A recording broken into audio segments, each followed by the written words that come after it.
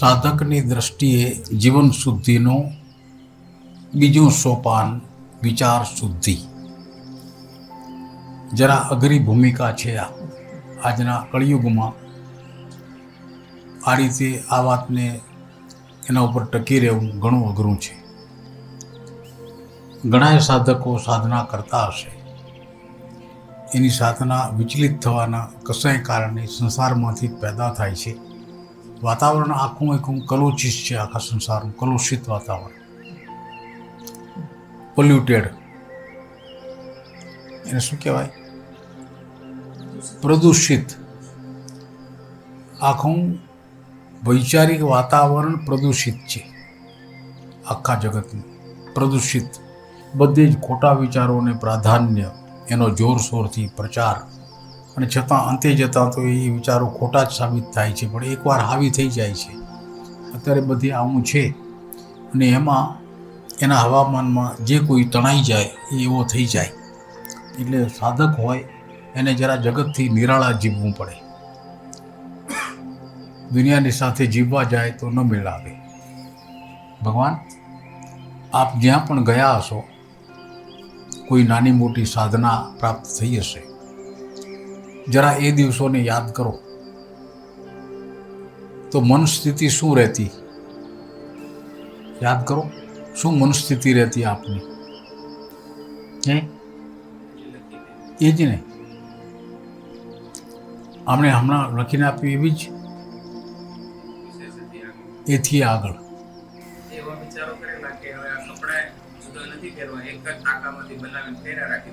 હાલે એવી. હા, એટલે મનમાંથી બધા શોખ નીકળી ગયા, વિવિધતા જતી રહી. એ જ ને, મનમાં બધી એકતા આવતી ગઈ. ભગવાન, બિલકુલ પ્રમાણિકપણે આજે ક્યાં છો? Where you are, on which point you are today? આજે ક્યાં છો? આમ કેમ થયું? વિશ્વનું પ્રદૂષિત વાતાવરણ, બીજું કાંઈ કારણ નથી. જે એકવાર મન સ્થિતિને ઊંચે લઈ જવાનો મોકો મળ્યો, કોઈ એવા મહાપુરુષ મળ્યા, એમાંથી પ્રેરણા લીધી, મન પલટતું વૈરાગ્યની ભાવના તરફ જવા લાગ્યું. દુનિયામાં જે સખ્તાઈ પ્રવર્તે છે, એક જડતા વ્યાપતી જાય છે. એમાંથી મન જરા આળું થયું, સંવેદનશીલ બન્યું, આંખમાં આંસુ આવતા થયા, અને પાછા હતા તેને ત્યાં. આ વાત યોગી પુરુષોની વાત સત્ય ઠરે છે. એકવાર વિચાર જે જીવનમાં ગોઠવાઈને ઊંચે લઈ જતા હોય એમ લાગ્યા, જીવનને ઉર્ધ્વ ગતિ હતી ને, અમે સાંભળતા હતા. હવે ઉર્ધ્વ ગતિ. આજે આમ કેમ થયું? બે કારણ છે. બિલકુલ નિષ્ઠુર વિશ્લેષણ કરીએ, નિષ્ઠુર વિશ્લેષણ આ ઘટનાનું. બે કારણ. એક આ કારણ છે, સાધના ક્ષેત્ર કાયમ રહ્યું નહીં સાથે. સાધના ક્ષેત્રથી જે મનોદશા બની એનાથી છૂટી ગયો, એટલે મનોદશા છૂટતી ગઈ. સાચી વાત. સંસારમાં પ્રવેશી ગયા, ભેળસેળ યુક્ત વિચાર પ્રવાહના ભોગ, બીજું કાંઈ કારણ નહીં. બિલકુલ સાચે રસ્તે હતા. શું સત્ય નીકળે છે? આજના યુગમાં સાધના કરવી હોય તો એ બિંદુ ઉપર ઠહેરી શકાય એવી જીવનની નિવૃત્તિ જોઈએ, અને કાં કડક આગ્રહ. ભલે ને ધંધા રોજગાર છે. એક સુંદર ઉદાહરણ આપું. શ્રીમદ રાજચંદ્રજી ગાંધીજીના ગુરુ કહેવાતા. એનું મૂળ નામ રાયચંદભાઈ હતું. સૌરાષ્ટ્રમાં વવાણિયા ગામના વતની. મુંબઈમાં એના પરિવારની મોટી હીરા ઝવેરાતની મોટી પેઢી આજે છે. પછીથી રાજચંદ્ર કહેવાયા. એવો મેધાવી જુવાન, બુદ્ધિશાળી, અતિ તીવ્ર. 22 વર્ષની ઉંમર સુધી સાવ છોકરમત ગણાય. એમાં કરોડો અબજોનો વેપાર એના હાથમાં હીરા માણેકનો. સોનું ચાંદીથી આગળ 20 વર્ષની ઉંમરે એને પેઢી સંભાળી, 2 વર્ષ પેઢીમાં કામ કર્યું, પણ આગળ પૂર્વજન્મના એના સંસ્કાર જાગેલા હતા. એટલે આપણે સંસારી વિચારના હોઈએ તો સંસારમાં જલ્દી સ્થિર થઈ શકાય, પણ વિચાર જ વૈરાગ્યના બળુકા હોય તો સંસારમાં સેટ ના થવાય. તો એના પૂર્વજન્મના સંસ્કાર એટલા બળુકા હતા કે 2 વર્ષ એને જેમ તેમ કાઢ્યા, સ્થિર ન થયા. હા, કામ કરતા, વેપાર કરતા, હિસાબ કિતાબ બરાબર રાખતા, કોઈ ભૂલ ન પડે એવો વહીવટ હતો એનો, પણ 2 વર્ષ સુધી જેમ તેમ ચલાવીને પછી જીરવી ન શક્યા. આ 2 ઘોડે નહીં ચડાય. જો આ તમારી સ્થિતિનું માપ આવે છે, આ 2 ઘોડે નહીં ચડાય. એના પરિવારને એને કહી દીધું કે હવે પછી હું 2 દિવસ પેઢી ઉપર બેસીશ, તમે આવો, મારી પાસેથી હિસાબ કિતાબ સમજી લો, વહીવટ જાણી લો, 3જે દિવસે હું આ પેઢી ઉપર નથી. તો એનો મક્કમ નિર્ણય જોઈને પરિવારના જે કરતા હર્તાઓ હતા એણે બધું સમજી લીધું. 3જે દિવસે સવારના એને પેઢી છોડી, ફરી પાછું વાળીને જોયું નહીં. એ બધાના ત્યાગ પાછળ કયું બળ? એક વૈરાગ્ય ભાવ, જે એને સત્ય માન્યો, આ સંસાર મારા કામનો નથી, એ વિચાર એને સત્ય માન્યો. જોજો હા, જ્યાં જરૂર જવાશે, એ સત્ય વિચાર માન્યો. એ વિચાર એટલો બળુકો નીકળ્યો, એ સત્ય વિચારના બળથી કરોડો અબજોનો વહીવટ વ્યવહાર છોડી દીધો, પલકવારમાં ચાલી નીકળ્યા. અને પછી બરાબર 11 વર્ષ જીવ્યા, 11 જ વર્ષ. એવી તીવ્ર સાધના કરી. છેલ્લી એનું સાધનાનું સ્થળ ઈડર પાસે ઘંટી પહાડ, કોઈ જોયું હોય રેલવે સ્ટેશન ત્યાં દેખાય ઘંટી પહાડ.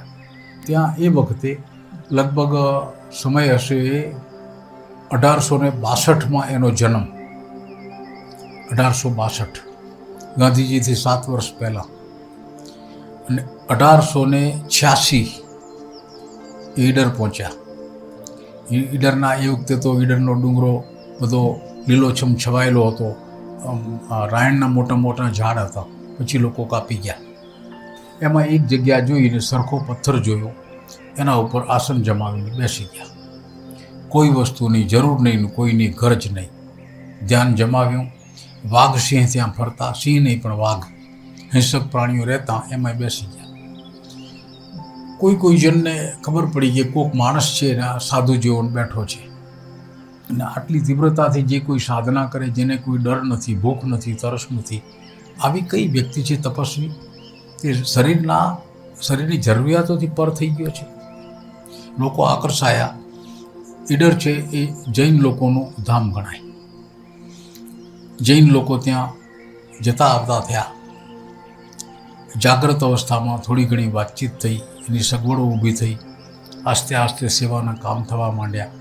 એને તો ના પડી, અહીંયા કોઈ આવશો નહીં, પણ લોકો શેના રહે? આવતા, એની સગવડ સાચવતા, થોડા બાંધકામ થયા, જૈન મંદિર બનાવ્યું ત્યાં. આ જૈન લોકોએ 1893ની સાલમાં એનો દેહ છૂટ્યો. ત્યાં સુધી એની સેવા કરી, 1893. તો આવી તીવ્ર વૈરાગ્યની ભાવના એના ચિત્તમાં સત્ય રૂપે વસી ગઈ. જોકે આગળના સંસ્કાર એના કારણથી એમના એમ આપ અહીંયા આવ્યા છો તો કંઈ આ જન્મના સંસ્કાર છે એમ માનો છો? ના, કોઈ આગળના જન્મનું ગમે તે કોઈ પુણ્ય જાગે છે કે આટલા બધા કારોબારને છોડીને આવી શક્યા. કેમ લાગે છે? જીવનનું માપ કદી કાઢ્યું ભગવાન? કિશન રેડ્ડી, કેયુર ને કેતુલ, જીવનનું માપ કદી કાઢ્યું? કાઢો કે કોમ્પ્યુટરને પૂછજો. આ રીતે આ દાખલા સમજાતા હોય તો જેના જીવનમાં પરિવર્તન આવ્યા, હાજી હા ભગવાન, જેના જીવનમાં પરિવર્તન આવ્યા એને એના પરિવર્તનના મૂળમાં કોક વિચાર બરાબર જડબેસલાક પકડી ગયો. ગાંધી મહાત્મા આગલા જન્મનો લગભગ જાગતલ જીભ કહેવાય એની આત્મકથા એમ બોલે છે. કદી અસત્ય એને ઉચ્ચાર્યું નહીં. પોતાના જીવનની ખરાબ વાત પણ એને લખીને આપી દીધી, મેં આ કર્યું છે, માંસ ખાધું છે. એવો માણસ પહેલેથી એક વિચારને પકડી ગયો કે વાંચ્યું. એનો પરિવાર હતો બધો વૈષ્ણવ પરિવાર હતો. વૈષ્ણવોની હવેલીએ જાય ને એમાં ક્યાંક ભજન કીર્તન સત્સંગ સાંભળે. એમાં આટલું સાંભળ્યું કે પરમાત્મા ભગવાન સત્ય છે.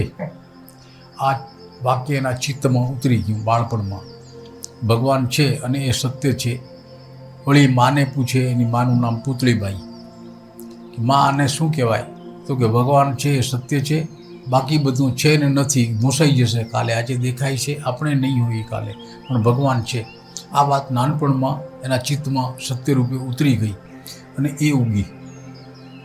પછી એને વાક્ય ફેરવ્યું, પરમાત્મા સત્ય છે એમ નહીં, સત્ય એ જ પરમેશ્વર છે. આવું એને ઠરાવ્યું, સત્ય એ પરમેશ્વર છે. આવું એક જીવન પરિવર્તન, કોઈ એક વિચાર જેના જીવનમાં સત્ય વિચાર બળ ઘાલી જાય, પછી એના આધારે વ્યક્તિ પોતાનું જીવન બદલ્યા કરે, આસ્તે આસ્તે આસ્તે ધીમે ધીમે. તો આખી વાતનો સાર આટલો છે પ્રભુ, કે જે કોઈ સાધક કંઈક સાધના કરવા ઈચ્છે છે એને પહેલાં પોતાના વિચાર તપાસવા પડશે. સંસારના વિચારો એકવાર સાધના શરૂ થયા પછી જેમ આપને થયું, પાછા હતા ત્યાં ને ત્યાં એમ થયું. નહીં, ગભરાવું નહીં. આપણે તો નિદાન કરીએ છીએ. ડાક્ટર કેન્સર છે એમ જાણી જાય તો એકલો જાણે. એની ભયાનકતા ડાક્ટર જાણે, દર્દીને ભલે ન કહે, પણ એનાથી સત્ય તો થોડું ઢંકાયેલું રહે છે. સત્ય અસત્ય થાય છે ના. એમ આપણે આપણા જીવનની તપાસ કરી, હું હોઉં કે તમે હોય, ગમે તે હોય, હૃદયમાં એક ઈચ્છા જાગી ગઈ કે મારે કોઈ પ્રકારે જર્ની ટુ ગોડ એ રીતે જીવન જીવવું છે. તો જર્ની ટુ ગોડનો પહેલો સિદ્ધાંત, માગણી આ છે, જરૂરિયાત, વિચારો સત્ય, શુભ અથવા સુંદર. પેલું એક ચલચિત્ર આવેલું ને, સત્યમ શિવમ સુંદરમ. એ ચિત્ર ગમે તે છે, પણ એનું ગીત સંભાળો. એનું ગીત સત્યમ શિવમ સુંદરમ.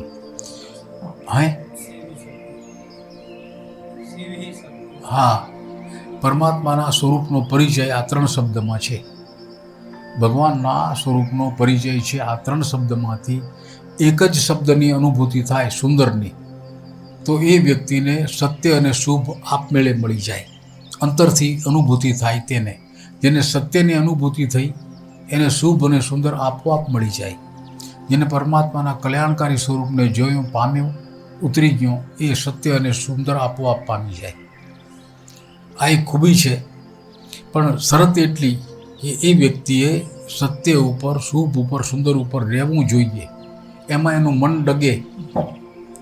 ભલે ને તમે ઘરે જતા રહ્યા તો શું થઈ ગયું? આ માર્ગ હવે આગળ નહીં કહું. સચિન કેમ અટકી ગયા? સત્યને પામવું હોય પ્રભુ ભગવાન, તો હું મારા હૃદયની વાત આપને કહું છું. મારા હૃદયની વાત છે આ. સત્ય પામવું હોય તો પહેલાં કોઈની નિંદા છોડો. ત્યાં સુધી કે કીડીની નિંદાય ન કરો. ત્યાંથી શરૂઆત કરો. સત્ય પામી જશો. નિંદા છોડો ભગવાન. મોટામાં મોટું પાપ છે નિંદા. નિંદા છોડવાનું આવડી જશે, સત્યને માર્ગે આપોઆપ ચલાશે. હાજી, કદી ભૂલ નહીં પડે. નિંદા જ રસ્તો ભટકાવે છે, પાપ પેદા કરે છે મનની અંદર, દોષ પેદા કરે છે, ઈર્ષ્યા દ્વેષ પેદા કરે છે. નિંદાથી છૂટો. કોઈની નિંદા નહીં. અરે જ્યાં ગમતું નથી તો નિંદા શું કામ કરવી છે એ જાણે. આપણે શું? કેમ લાગે છે? પેલો દાખલો દીધો હતો ને, છેડા ઉડાડતો હતો એ. આટલો સહનશીલ વ્યક્તિ એ શું કહે છે કે એની જવાબદારી છે, મારી થોડી છે. મારી જવાબદારી મારે સાફ કરી લેવાની છે. આટલી હદ સુધી જેની સહિષ્ણુતા છે, એના વિચારમાંથી કલુષિતતા આવે. ચોખ્ખો વિચાર રહે, ચોખ્ખો. આ ખૂબી છે નિંદા મુક્તિ સ્વભાવ. આપણે ઘણી ભાગે નિંદામાં એટલા સંડોવાયા છીએ કે આપણી વાતચીતનો 50% ભાગ તો નિંદા જ હોય છે. ટોળ ટપ્પા મારીએ, મિત્રો આવે, સગાવાલા આવે, એમ જ ભેગા થઈએ. પતિ પત્ની એકલા પડે ઘણે ભાગે તો નિંદા જ કરે છે. એમ આઈ રાઈટ સર? મીટર મૂકી જુઓ.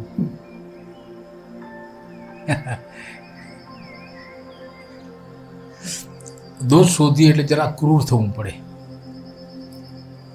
જીવનના દોષ શોધવા માટે સહેજ માણસે પોતાના તરફ સખત થવું પડે, સખત પરીક્ષા આપવી પડે અને એની જે ગુનો થાય એની સજા વેઠવી પડે. જોગીદાસ ખુમાણ બહારવટીયો ભાવનગર રાજ્યની સામે બહારવટી ચડેલો. એક વખત કોઈ ગામને ભાંગીને પાછા વળેલા સવાર પડેલી પોતાના ઉતારે પહોંચે, વચમાં એક નદી આવે. પાણી વહેતા હતા નદીમાં, એમાંથીને ઘોડા પસાર થાય. એ નદીને કાંઠે ગામની બાઈઓ બહેનો સવારના પહોરમાં નદીના પાણીમાં આવીને કોઈ નાહી ધોઈ, કોઈ કપડાં ધોઈ, કોઈ વાસણ માંજે. તો એકલી બાઈઓ બહેનો, કોઈ માણસ પુરુષ મળે નહીં એટલે જરા છડાછૂટ ઓછામાં વધુ વસ્ત્રો પહેરેલા, એમાં બહારવટિયા નીકળ્યા. બીજા બધા તો પસાર થઈ ગયા. જોગીદાસ પાછળ. પુરુષ છે, સહેજ નજર આમ ફરકી ગઈ, આમ ત્રાસી. મનમાં વિકાર પેદા થયો ને વિકાર નજરને ખેંચી ગયો કશુંક જોવા માટે. જોગીદાસ જાગી ગયા, મારી આંખ ખોટી રીતે ફરકી. ઉતારે જઈને એના માણસને કહ્યું કે રૂના 2 પોલ બનાવી એના ઉપર મરચાં નાખ, લાલ લઈ આવ. 2 પોલ બનાવ્યા, મરચાં નાખીને લઈ આવ્યા. ધગધગતા લાલ મરચાં આંખ ઉપર ચાંપી દીધા પોલ સાથે અને પાટો બાંધી દીધો. હવે મરચાં થોડા બરફ છે, એને શું કર્યું હશે? હવાર પડી બીજી, આ ક્યું બટાકા જેવી થઈ ગયું ફૂલીને. કોઈએ પૂછ્યું, બાપુ આ શું થયું? જવાબ સાંભળ્યા જેવો છે, એની ભાષાનો જવાબ છે. આંખને જરા ઝેર ચડ્યું હતું. કેટલી સાવધાની! વિચાર બગડે તો એ બગડેલો વિચાર એના તરફ વ્યક્તિ સાવધ ન થાય તો એ તો બળુકો બહારવટીયો હતો. તો એના મનમાં વિકાર પેદા થયો, એને જો ચેતે નહીં, એ વિચારને ડાંભે નહીં, તો એ વિચાર એને ગમે ત્યાં ખેંચી જાય ને અસત્ય કાર્ય કરવા પહેલો જ ડાંભી દીધો. આ છે વિચાર સાવધાની. ભગવાન આપ સમજી શકો તો વિચાર જ્યારે ખોટું કરાવે, આપણે કર્મ કરીએ ત્યારે પહેલાં કોઈ વિચાર હોય છે, એના તરફ જાગ્યા નહીં, માટે આપણાથી ખોટું કર્મ થઈ ગયું. માટે આગ્રહ છે વિચાર સત્ય, શુભ અને સુંદર એ સાધકને માટે ખૂબ જરૂરી છે, ખૂબ જ. એના તરફ જાગતો સાવધાન સાધક ન રહે તો ગમે ત્યારે એની સાધનાનું પતન થઈ જાય. આ વિચારો વ્યક્તિના હંમેશા સંસારના આઘાતોને કારણે એક સારા ઘરનો, જે ઘર ધાર્મિક કહેવાતું આજે છે, એનો કરતો હરતો જુવાન દીકરો 501 મણનો એરંડાનો ઢગલો દિવેલા શહેરમાં જઈને સોદો કરી આવ્યો. અને સોદો કરનારા વેપારી કહ્યું, સાંજે ગાડી આવે છે. ઘરના પાછળના ભાગમાંથી નળમાં પાઇપલાઇન ભરાવી, આગળ પાણી લાવી, છાંટ્યો નહીં, પાઇપ અંદર ગાલી દીધી, પીઓ તમારે પીવાય એટલું. હું દેખતો હતો, હા અમે જોયેલું દ્રશ્ય. એટલે આ શું કરે છે તમને ખબર ના પડે કે? એટલે આ પેલો તો આંધળો થોડો છે ભરવાવાળો, મૂર્ખના જામ.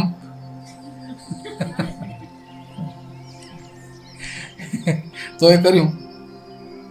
અસત્ય વિચાર હાવી થઈ જાય ત્યારે આ થાય. કેમ લાગે છે ભગવાન? વ્યવહાર ક્યારે બગડે છે?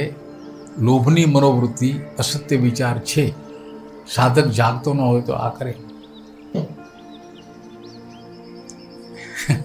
આ બનાવને કે આ વિચારને લઈને આપણા જીવન તરફ બત્તી કરી જુઓ. આપણા જીવનના બનાવો તરફ બત્તી કરી જુઓ. કેમ છે આપણું? Where we are, what we are and how we are. આપણે ક્યાં છીએ, શું છીએ અને શા માટે છીએ. આ જરા કઠણ પરીક્ષા છે. એટલા માટે યોગી પુરુષો કહે છે કે સંસાર છે, વિચારોને નબળા પડતા વાર નહીં લાગે તો એને ચોકી પહેરો જોઈએ. સતત ચોકી પહેરો શેનો? તો યોગી પુરુષો કહે છે કે 2-3 એના ઉપાય છે અને અસરકારક ઉપાય છે.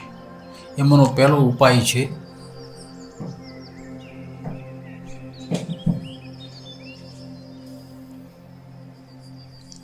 આ ઉપાય છે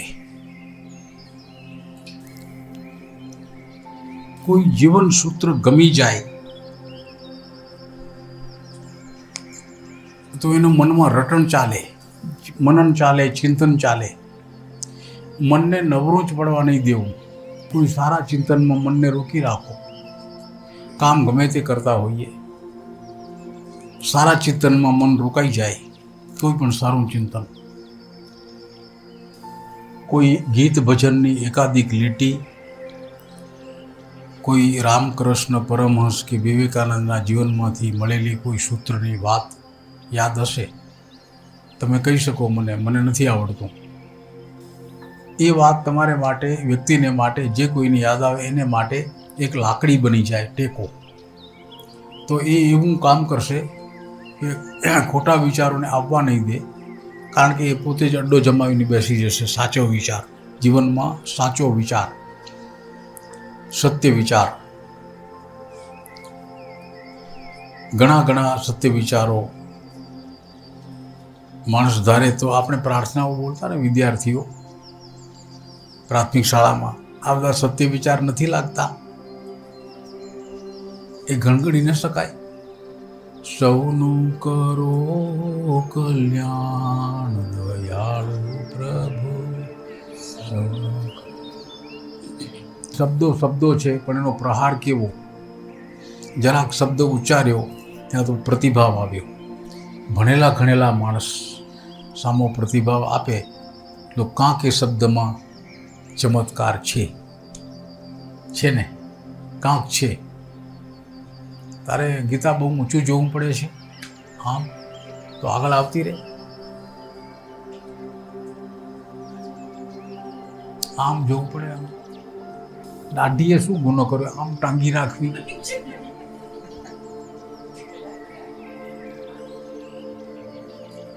દાઢી ટાંગેલી છોકરી. બીજા કોઈને આવું દુઃખ હોય તો કહેજો, પારું.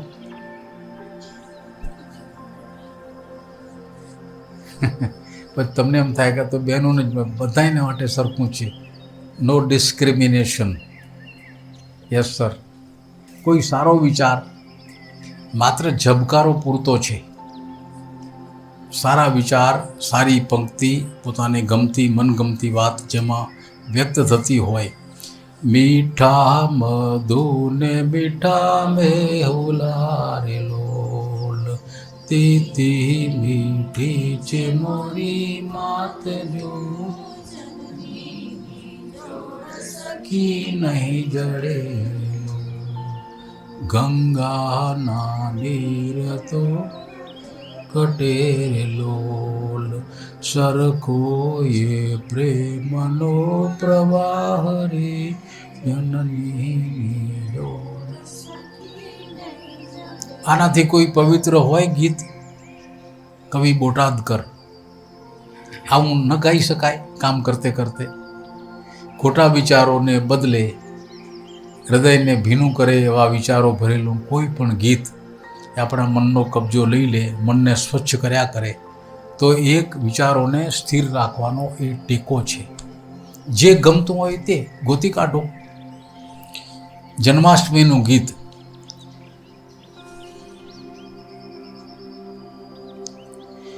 રાધાજીના ઊંચા મંદિર નીચા મોલ રૂકડે દી.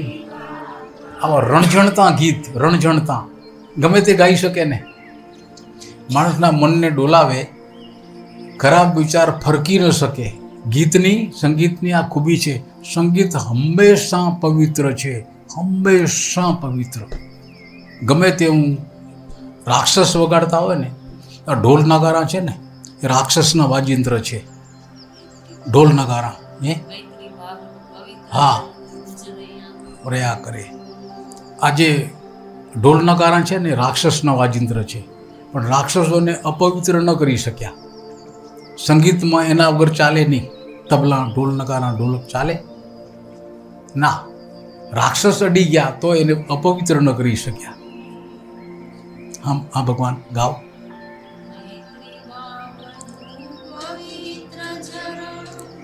ઉજહૈયામાં વહ્યા કરો, શુભ થવા સકલ વિશ્વનો, એવી ભાવના નિત્ય રહે, એવી ભાવના નિત્ય રહે. ગુણથી ભરેલા ગુણીજન દેખી, હૈયું મારું નૃત્ય કરે, એ સંતોના ચરણ કમળમાં મુજ જીવનનું અર્ધ્ય રહે, મુજ જીવનનું અર્ધ્ય રહે. લાંબો ચોટલો ઝુલાવતી, આવરણી કાઢતી ગૃહિણી આમ ચોટલો આમ કરે ને વાળતી જાય ને પવિત્ર ઝરણો. કેમ લાગે ભગવાન?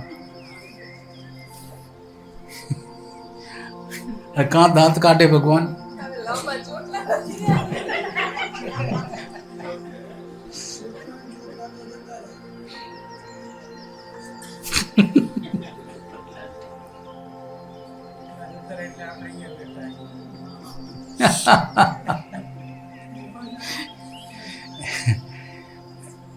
ગીત જીવનમાં સ્થાન પામી જાય. એક અનોખો મનોવિકાસ પેદા થાય. અનોખો ગીતનું સ્થાન આ છે. જેવું આવડે તેવું, ગમતું હોય તેવું, રગસ્ય ગાડાની જેમ ચાલે તોય ચાલે. તો એ ચોકી છે આપણા વિચારોની, બગડવા નહીં દે. પેલું ગીત તમે વરસ્યા શું આવે છે? ગાવ તો. એમ ન ચાલે, ગાવું જોઈએ.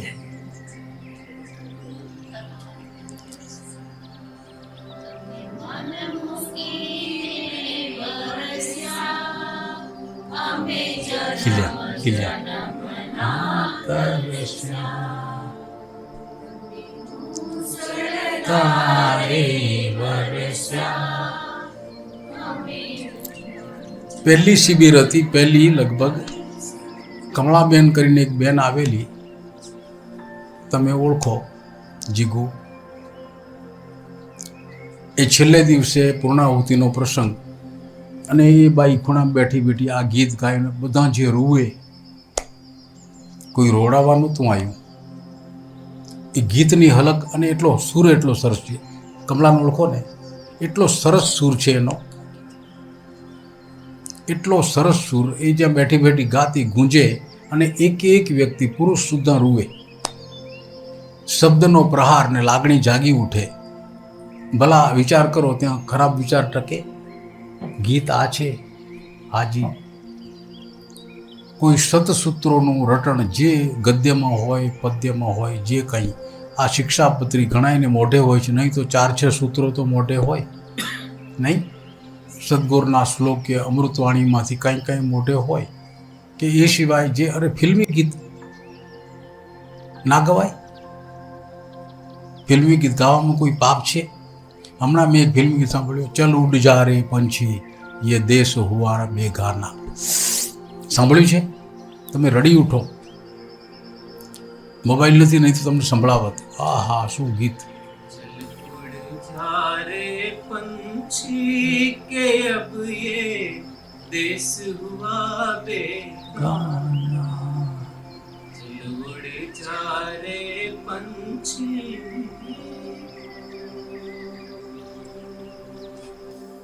કંઈ વાંધો નહીં, અંતરા યાદ નથી આવતા. નો ક્વેશ્ચન સર. આટલું આવ્યો ને, આ પ્રસાદી છે, આવું જ ગીત છે. તો આ એક ખૂબી ભરી દુનિયા છે.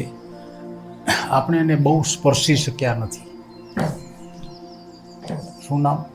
શિવલાલનો દીકરો નિલેશ. આપણે એને સ્પર્શી નથી શક્યા. એકવાર સ્પર્શો તો ખરા. વેપાર રોજગાર એને સ્થાને છે, સાચા છે, છોડવાના નથી. પણ થોડોક જીવનમાંથી અઠવાડિયામાં 2-4 કલાક કાઢી ઘણા મિત્રો ભેગા થાવ અને રમઝટ જમાવો ગીતની. 4 કલાક ન મળે. અઠવાડિયાના 24 168 કલાક થાય. 168 એમાં રોજ 8 કલાક શું 56 કલાક સુવામાં જાય. 68માંથી 56 જાય તો 8 ને 4 12 112 કલાક વધે. એમાંથી માત્ર 4 કલાક કાઢો. અને એ કયું બિલ્ડિંગ કહેવાય? 2 VS એના ભોંયરામાં પેસી જાઓ ઢોલક લઈને. હે ગાડી ઊભી રહે છે, શું છે? પાર્કિંગ. લ્યો, માફ કરો, ભૂલ થઈ ગઈ.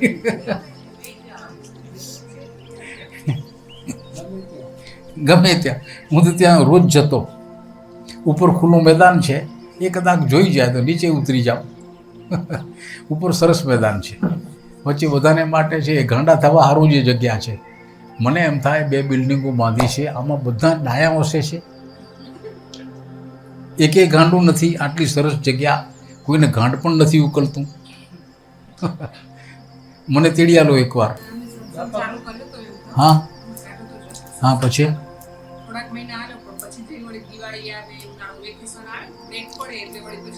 આથમી જાય, પછી ઉગે જ નહીં પાછો. હા, એવા કાંઈ વાંધો નહીં. કાંઈ ચાલે, કોઈ એટલું થયું ને, એમ માનવું એટલું થયું ને તો બીજ પડ્યું, કોક દી વધુ ઉગશે. કેમ લાગે પ્રભુ? વાત મુકાતી નથી, મનમાં હતી તો ઉગી. તો નીચે જે ગીત ભજન ચાલ્યા, આપણે આપણી સંસારિક હોશિયારી છોડી દેવી જોઈએ, તો પાગલ થઈ જવાશે. સંસારિક હોશિયારી હું કેવી લાગું છું. અહંકારી માણસ કેમ જુએ? મારા જેવો, તમારા જેવો સાદો માણસ કોઈને જોવા હોય, જો હું તમને અદા બતાવું, આપણે કોઈને જોઈએ, આમ જોઈએ સહજ રીતે. અહંકારી માણસ કેમ જુએ? એવું છે તમને?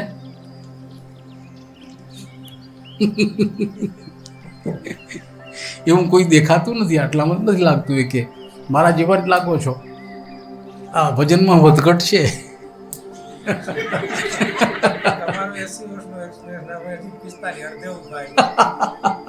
ના, ભગવાન એવું કાંઈ નથી.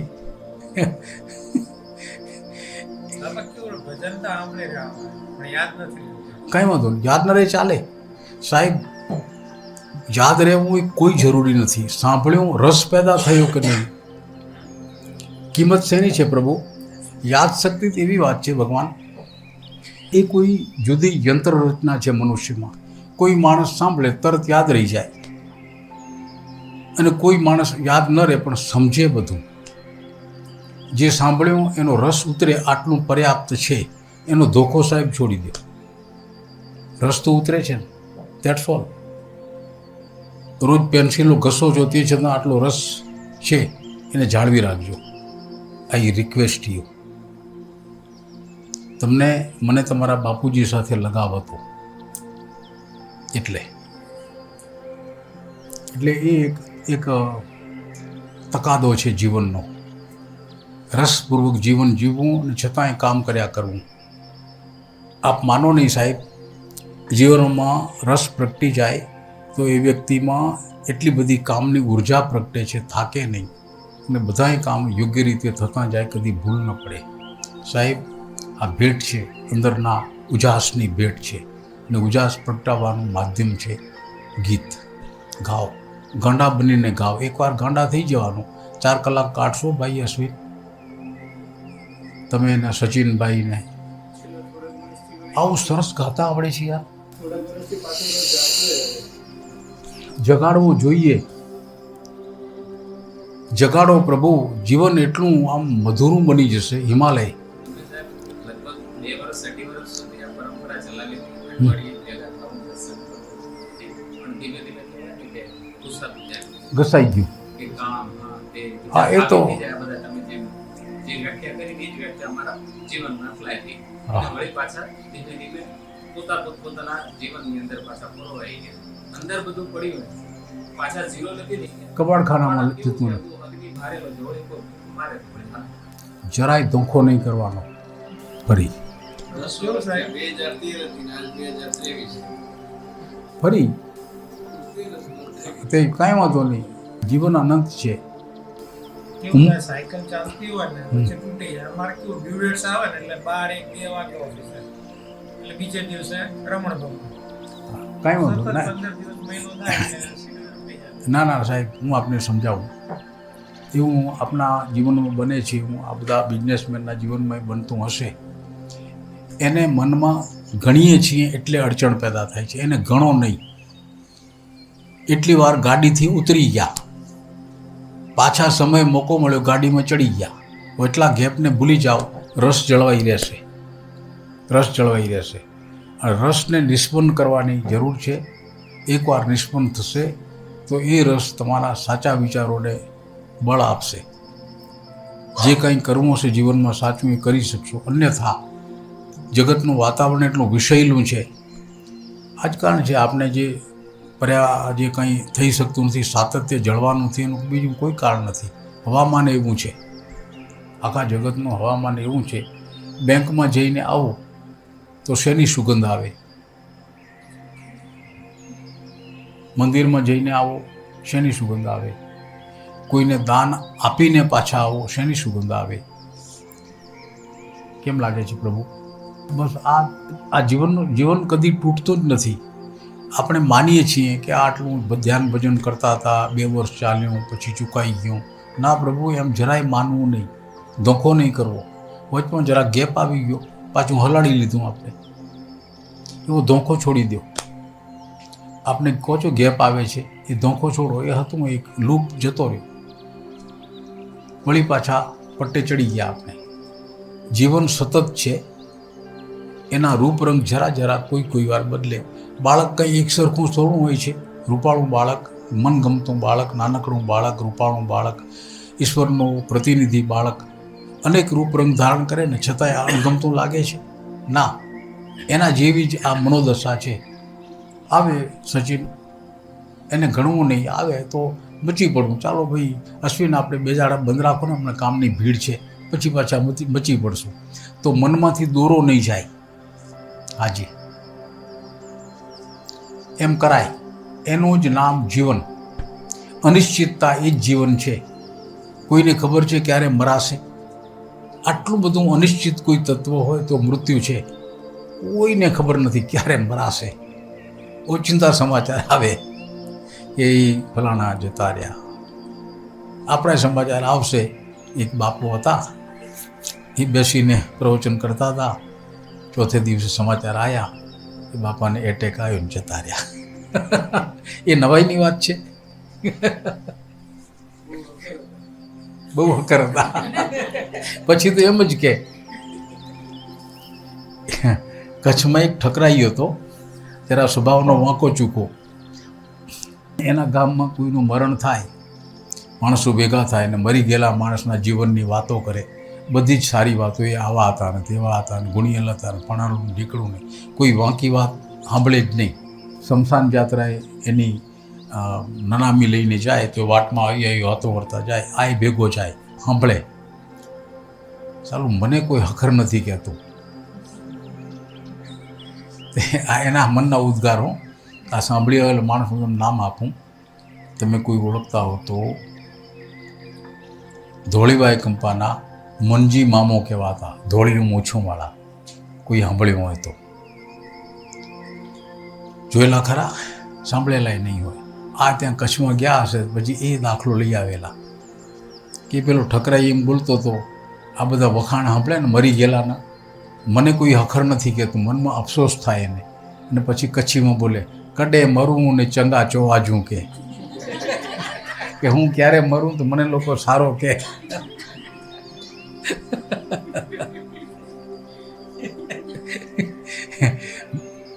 માણસની મૂળ ઝંખના આ છે. આ માણસની, ભલે બહારથી ગમે એટલો બગડી ગયેલો માણસ હોય, વિચિત્ર હોય, અપલક્ષણો હોય, દુર્ગુણી હોય, ક્રૂર હોય, છતાંય મૂળ ઝંખના માણસની આ છે, સુંદરતા શોધવાની. મૂળ ઝંખના આ છે. હા, અને આપણે એ છીએ જ. આ બધા આવરણ આવી જાય ધંધા રોજગારના, એની ચિંતાઓના, એની દોડધામના. એટલે એમ માનવું નહીં કે બધું બગડી ગયું. ના ના, એ લુપાયો, પાછું પ્રગટ થયું. હા સાહેબ, चलाइए साहब और एक गीत होने दीजिए जो कि आपको अच्छा लगे. हाँ, जुजवे रूपे अनंत भासे, નરસિંહ મહેતા છે નથી, કાંઈ નથી. આવડે છે ગાવને? આટલા શબ્દો યાદ રહી ગયા. એટલે જીવનને આપણા જરા સૂકા સૂકા થતા જીવનને ગીત સંગીત સતત રસભર્યું રાખે, રંગ્યા કરે અને આપણી શાન ઠેકાણે રહે. આ એનો લાભ છે. સતસૂત્રોનું વાંચન, ચિંતન, મનન આ એનો ઉપયોગ છે. એનાથી અસરકારક માધ્યમ છે વિચારોને ઠેકાણે રાખવાનું. બહુ અસરકારક માધ્યમ માણસના જીવનના પ્રવાહને પલટી નાખે. કોઈ પુસ્તક આપને ગમી જાય અથવા પુસ્તકનો એકાદો અંશ ગમી જાય કે એનું એકાદું વાક્ય, ગુણગ્રાહી વ્યક્તિ, આવો માણસ જે વાંચન કરતો હોય એનામાં એક સદગુણ પેદા થાય છે. વાંચનવાળાને તપાસજો, એ વ્યક્તિ ગુણગ્રાહી બની જશે. ક્યાંય જગતમાં એને નકારાત્મક નહીં દેખાય, સારું દેખાશે. વાંચન અને પછી મનન થશે. જે કંઈ ખરાબ વાંચે તો ખરાબ, પણ વાંચનનો આ પ્રભાવ છે. છાપા વાંચતા વાંચતા એમાંથી કેળવાયેલી વાંચન વૃત્તિ ધીરે ધીરે નાના મોટા પુસ્તક તરફ વળે, આસ્તે આસ્તે ચિંતનના ગ્રંથો તરફ વળે. એક વાંચન યાત્રા છે. પાઠ્યપુસ્તકો વાંચતે વાંચતે એમાંથી કેળવાયેલી રુચિ, પાઠ્યપુસ્તકોમાં આવેલા પાઠ કઈ નવલકથામાંથી લીધા હશે,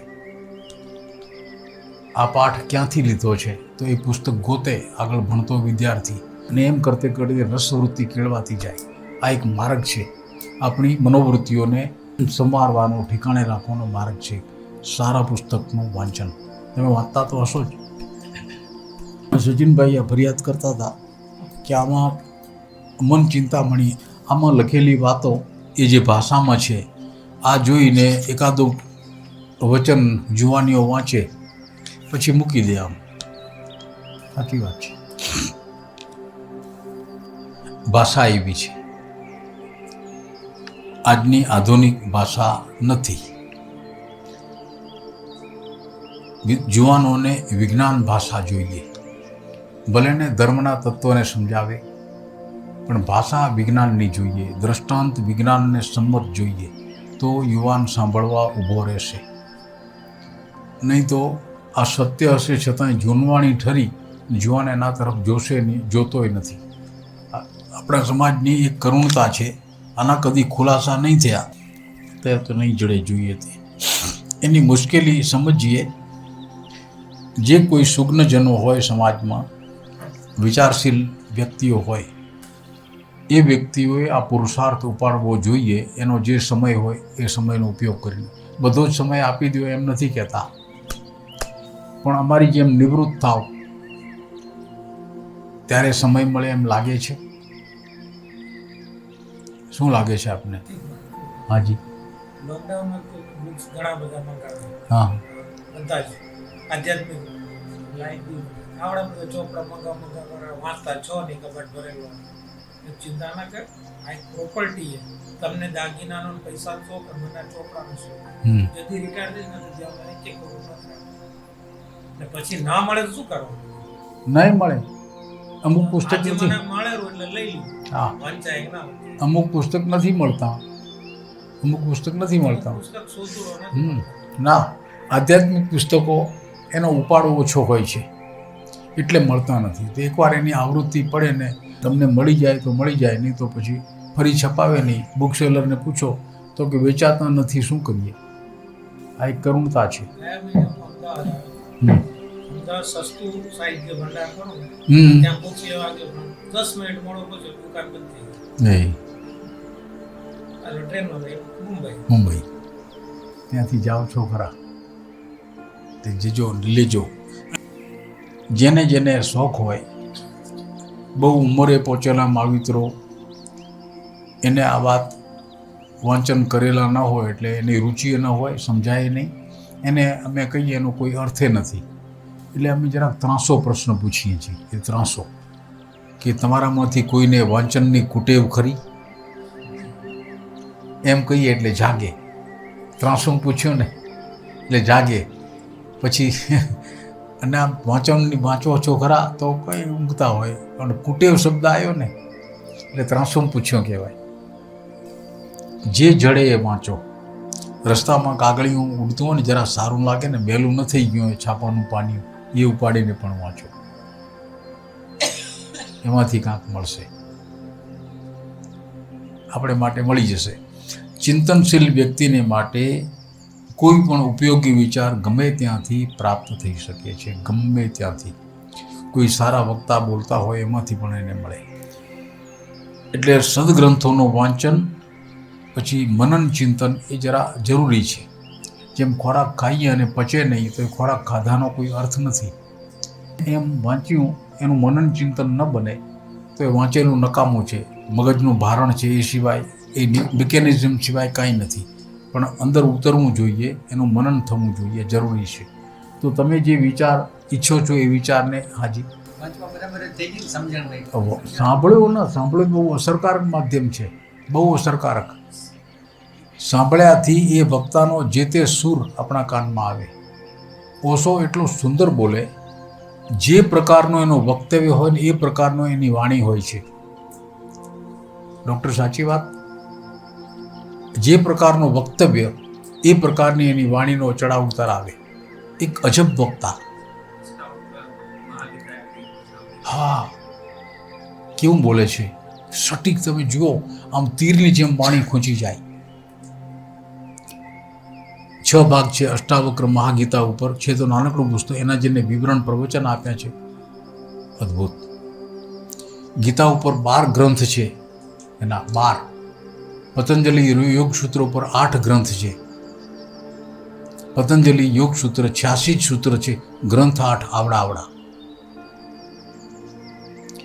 તમને જો રસ હોય તો જરા પુસ્તક થોડાક મોંઘા લાગશે, ઘણા એ પૈસા એમ જ કંઈક વાપરી નાખીએ છીએ. પૈસા વાપરો ત્યારે જરા યાદ કરો.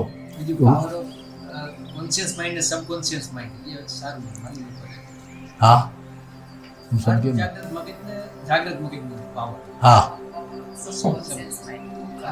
હા એ તો ઓછો શું નથી બોલ્યા.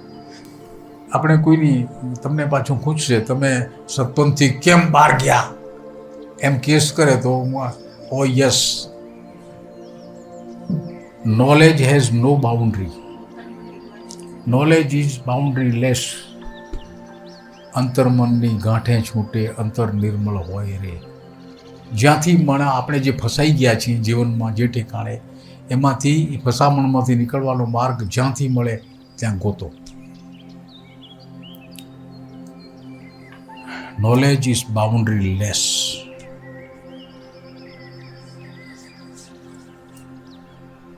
જુવાનો છો, સંકુચિત વિચાર છોડો. આ સદગુરુ જેનો ફોટો જરા રૂઢિચુસ્ત રીતે વ્યક્ત થયા કરે છે, આ ફોટાને છોડી એના વિચારની આકૃતિ બને. કોઈ સમર્થ વક્તા એને કહેલી વાતો આજની ભાષામાં રજૂ કરે તો એનો જે નિખાર આવશે. સાહેબ, જગતમાં 1-2 નમૂન સાહિત્ય કોઈ વક્તા જોઈએ છે, આનું સમર્થ વક્તા એને કહેલી વાતો આજની ભાષામાં રજૂ કરે. આનું આ સાહિત્ય ખીલી ઉઠશે. આનું આ ખામી શેની છે? વક્તાની. હું ક્યાં વક્તા છું? આપણે વક્તા કહેવાઈએ. તમે 5 દિવસનો સમય લઈને આવો પછી તો આમ જ થાય ને. ભગવાન, એક વાત પૂછું, તમને 5 દિવસનું દૂધ કેને બળગાડ્યું? અમને ફોન આવ્યો ભાઈનો કે તારું નામ લખું દો એટલે બિહારમાં હાલ કાંઈ વાંધો નહીં, શરૂઆત તો થઈ. આપણે નાસીપાસ નહીં થવાનું, શરૂઆત તો થઈ. અને આવા તો મળ્યું. આવવા તો મળ્યો. Good beginning is half done. હા, good beginning half done. Exactly. આ તો સદગુરુની કૃપાથી હા. કે મોક્ષદાયી કિતાબ ધ્યાન હાટું કરીને પીરાણે આવવાનું થયું. અને એ દરમિયાન આપણી મુલાકાત હિંમતનગર રાતે 12 વાગે, હા. 12 વાગે થઈ અને ખબર પડી કે શિબિર 5 દિવસની સ્ટાર્ટ થનારી છે. અને તઈ બાજુ બાપાને લખાવે કે એક શિબિર અમે મુંબઈ લેશું. આ એમ કરીને આ આખું શું કહેવાય, વળી ઈ સારું કર્યું. બાકી નહીં તો અમે હજી ત્યાં ઈ સારું કર્યું. એટલે 5 તો 5 કીધું, પાંચ તો પાંચ. ગોતતા ગોતતા છે હિંમતનગર આવ્યા હતા. હા, સાચી વાત છે. ગોતવા પણ એ ગોતવા વાળો ક્યાં ગયો? ગોતો ઓળખો હોય કે પણ આવશે પાછો. આવશે, એ આવશે. એમના પ્રતિનિધિ તરીકે આવ્યા છે ભાઈ. Partner જ છે આપણે 18 વર્ષથી. સંગઠિત અવસ્થા. તમે બચાવ કરો છો? નથી આવ્યા. You are guilty person. અમારે પ્રકાશ ચોપડા જોઈએ. हम हाजिर करेंगे. પડી આવો. અમે તો એમ ઈચ્છીએ છીએ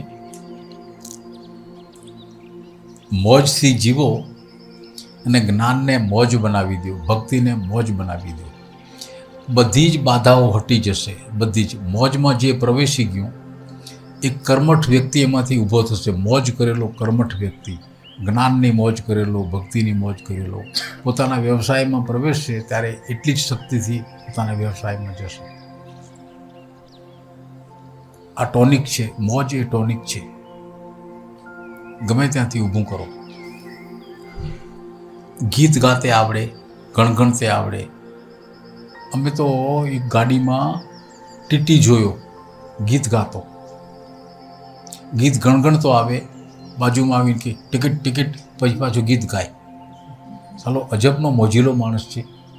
પછી ગાડી ડબ્બો ચેક કરી દીધો, બીજા ડબ્બામાં જવાય એમ નહોતું. તે બેઠા આમ પૂછ્યું, આપકો ये छंद कहाँ से लगा? आप गीत गा सकते हो? वो भी ऐसा लोगों को परेशान करते हो, टिकट टिकट टिकट टिकट.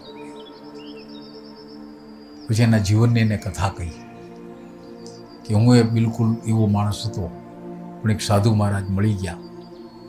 એનો સત્સંગ મારામાં એવો ઉતરી ગયો કે જીવન એ મોજ છે. કચકચાવીને કામ કરવાની મોજ, કચકચાવીને સ્વાદિષ્ટ ખાવાની મોજ, કચકચાવીને પ્રેમ કરવાની મોજ, કચકચાવીને જીવન જીવવાની મોજ. આ એ કહે છે, હું નહીં, હું એમ જીવું છું કે. તો આ મોજ છે મારી કે. આ વ્યવસાય છે, સરકારની નોકરી છે, ટિકિટ તો જોવી જ પડે. પણ પછી મને સરકારે થોડી ના કહી છે તો ભજન ન ગાતો, હું ગાઉં છું, મારી મોજ છે. કેમ લાગે છે? આપણે ગીત ના ગાઈ શકીએ? જીવન વિકૃતિ સંગીતથી હટે, ગીતથી હટી શકે. આ સાહેબ નિર્વિવાદ વાત છે. વિકૃતિ શું એની ચર્ચા મારે નથી કરવી. જીવન વિકૃતિ એ શું એ જરા એવો પેચીદો વિષય છે. તો આપણા વિચારોને સત્ય, શુભ અને સુંદર રાખવા માટે બીજો ઉપાય છે સદગ્રંથોનું વાંચન, ચિંતન, મનન. જે ગમતું હોય એ ગોતો. એને જેવા પોતાના વ્યવસાયના હિસાબે એકાદો કલાક નીકળે, અડધો કલાક નીકળે તો એક વ્યસન બનાવી દો, આટલું મારે વાંચવું.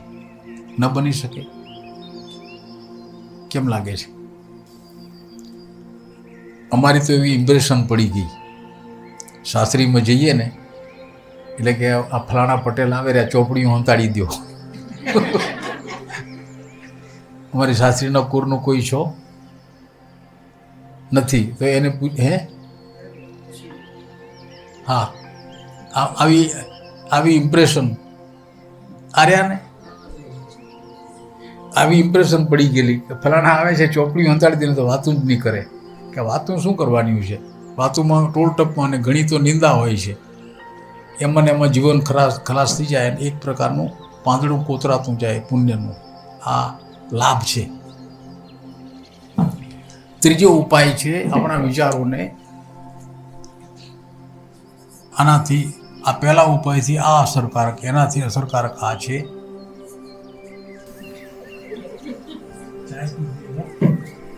હાજી, એમ કેમ ચાલે?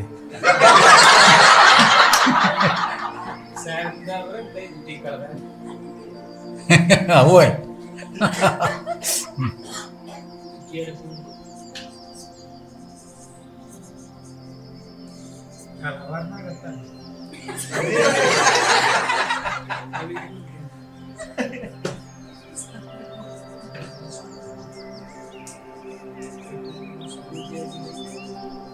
હવે આવશે. આ બહુ અસરકારક માર્ગ છે. આપણા જીવનમાં આ તત્વ પ્રવેશ્યું નથી, અને પ્રવેશ્યું હશે તો આપણે જાણ્યું નથી. સત્પુરુષો અને સદગુરુઓનું મૌન સાનિધ્ય, આપણે આ તત્વને જાણ્યું નથી. એ તત્વ શું છે જાણીએ.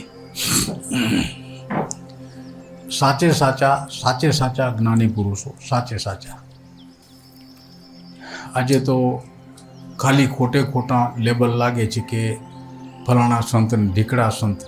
આપણે નિંદા નથી કરતા, જરા એક પ્રકારની ચેતવણી છે. માણસ છેતરાય છે. એટલે સત્પુરુષનું સાનિધ્ય મળતું નથી ને અંદરથી એક અંદેશો પેદા થાય છે. સત્પુરુષોનું, સદગુરુનું સાનિધ્ય મળે તો એની પાસે મૌન બેસવું જોઈએ. આપણી વાણીને વિરામ આપો, માત્ર એની પાસે બેસવા મળે તો એવા પવિત્ર પુરુષોનો જે વાઇબ્રેશન છે એ આપણમાં પ્રવેશે, આપણી મનના તાપને શાંત કરે, ચિંતાઓને શાંત કરે. તમને પોતાને ખબર પડે કે હા, મારા મનમાં કંઈક ફેરફાર થયો. આવું રોજ સાનિધ્ય પ્રાપ્ત થાય સત્પુરુષોનું, સંત પુરુષોનું રોજ. એક અદ્ભુત પરિવર્તન ધીરે ધીરે વ્યક્તિમાં આવે, આસ્તે આસ્તે. તત્વ આપણે જાણ્યું નથી. ભગવાન, આ આપણા સમાજની કસર છે. ક્યાં કસર છે બતાવો. સાચા સંત પુરુષો હતા, એની પાસે એની મુલાકાતે જઈએ એટલે સંત પુરુષ મૌન બેન આપણે જ વાતો કરીએ. આપણે આપણા જ્ઞાનને આમ ઉજાડીએ ને તેમ ઉજાડીએ ને હું આ જાણું છું તેવું જાણું છું. કાંઈ જાણતા હોતા નથી. હોશિયારી દેખાડીએ. આ બીમારી છે. બસ આ કારણથી સંત પુરુષનું સાનિધ્ય નિષ્ફળ જાય છે. આ કારણથી એને જાણવાનું માધ્યમ છે મૌન. પરમાત્મા બિલકુલ મૌન છે. એના જેવા જ્યારે મૌન થઈ જાય માણસ, ત્યારે પરમાત્માને એ જ ઘડીએ પામી જાય છે. એ જ ઘડીએ પામી જાય. એના જેવા મૌન થાય એ જ ઘડી પરમાત્માને પામી જાય. બહુ છેટી વાત નથી. તો એને પામવા માટે આપણા અંતઃકરણને શુદ્ધ કરવું હોય તો ઘણા ઉપાય છે. એમાંનો એક શ્રેષ્ઠ ઉપાય છે સત્પુરુષોનું, સદગુરુઓનું સાનિધ્ય. એની નજીક બેસવા મળે. સાચા જાગતા સત્પુરુષ હોય તો. આજે ખાસ કોઈ નથી. એક દુર્લભ વાત છે. મહાવીર સ્વામીએ એના પોતાના જીવનની હયાતી હતી એટલો સમય દરમિયાન સમાજને આનો સ્પર્શ આપવા માટે શ્રાવકોની એક શ્રેણી આખી ઊભી કરી, જે સાધુય નથી અને સંસારીય નથી. શ્રાવક એ શ્રેણી સાધુ અને સંસાર વચ્ચે કડીરૂપ. એ સમાજમાં એના અદ્ભુત પરિણામ આવ્યા. આ જે વ્યવસ્થા થઈ એનાથી. આપણી પાસે એ વ્યવસ્થા નથી. સાધુ એ નથી, વળી શ્રાવક તો હોય જ ક્યાંથી? કોઈ શ્રાવક છો? આપણામાંથી શ્રાવક કોણ? કોઈ નહીં. આ વ્યવસ્થા બધે જ પડી ભાંગી છે. જ્યાં છે ત્યાં બરાબર કડે ધડે કામ ચાલે. જૈનોમાં જુઓ વ્યવસ્થા. ભલે એ પ્રજા આપણી કુલ વસ્તીનો 0.5% એની વસ્તી હશે, અડધો ટકો જ. હિન્દુસ્તાનની વસ્તીનો અડધો ટકો જ જૈનો છે. પણ આ દેશની 25% સંપત્તિના એ માલિક છે આ વ્યવસ્થાને કારણે. એક સાનિધ્ય. જૈનોને એના સાધુઓ તરફ એટલો બધો સ્નેહ અને શ્રદ્ધા હોય છે જેનો કોઈ હિસાબ નહીં. જૈનોને એના અંતરક જીવનને જોઈએ. બધાય કદાચ સરખા નહીં હોય પણ મોટા ભાગના પવિત્ર પુરુષો, એનો જૈન સાધુ આશીર્વાદ આપી જાય કદી નિષ્ફળ ન જાય એમ એ લોકો માને. અમારો સાધુ આશીર્વાદ બોલ્યો કદી નિષ્ફળ ન જાય. કોઈ સારા કામે નીકળે, કોઈ જૈન, કોઈ સંસારી વ્યક્તિ, તો એના ગામમાં કે શહેરમાં કે ઉપાશ્રયમાં સાધુ વસતા હોય તો ત્યાં જઈને સાધુને કહે, ભગવાન મંગલ સુના દીजिए, मैं वो काम से जा रहा हूँ. તો જૈનોનો મંગલ શું હોય છે? અણમો અણિહંતાણામ રમો સવે સચ્ચાણામ, સાંભળ્યું છે? સિદ્ધાણામ, આ 5 જે મંત્રો છે ને, 5 જ છે. પછી એને નવકાર કહેતા હશે, નીચે થોડુંક વર્ણન છે. હા, નવકાર મંત્ર. તો એને એટલા પવિત્ર માને છે જૈનો, અને એ પણ સાધુને મોઢેથી સાંભળે. ધન્ય ધન્ય આવું સાધુ મહારાજે મંગલ સંભળાવ્યું અમને. મંગલ સાંભળીને પછી કામે જાય અને 100% સફળ. આ લોકોની એટલી શ્રદ્ધા. આ પરંપરા ક્યાંથી આવી? કોઈ એવા પુરુષો પવિત્રતામાં ડૂબેલા હતા કે જેનો આંધળા થઈને સંસારી 100% વિશ્વાસ કરી શકે.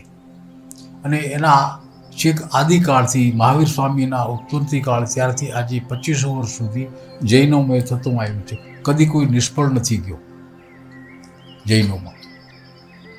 એક પરંપરા. જ્યારે એની સામે હિન્દુ ધર્મ, સનાતન ધર્મ, એની પરંપરા જરા પોચી છે. એના સાધુઓનું કોઈ ઠેકાણું નથી.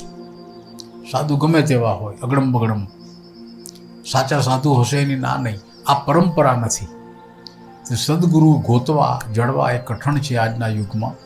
સાચા હોય તો ઓળખાય નહીં કે આ સાચો જ્ઞાની પુરુષ સદગુરુ છે. ઓળખાય નહીં. ઓળખાય તો આપણે સમજી ન શકીએ એટલે શ્રદ્ધા ન થાય. આપણી પાસે અવકાશ એટલો ન હોય એટલે એનું સાનિધ્ય માણસ ગુમાવી દે છે.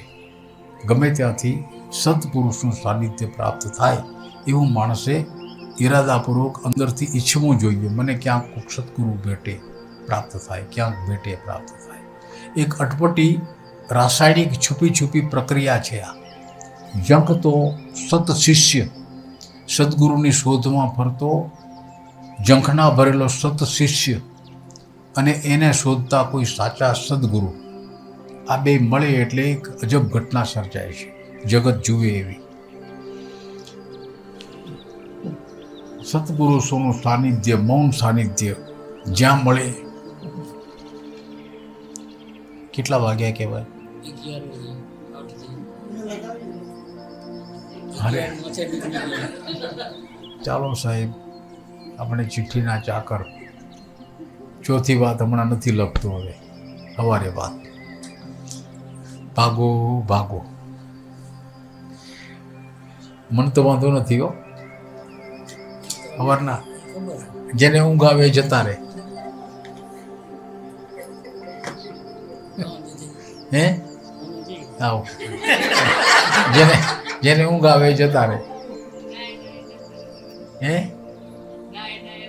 જતા રહે. ચાલો પ્રભુ, થોડું એટલું મીઠું. વળી કાલે સવારે ભેગા થાશું.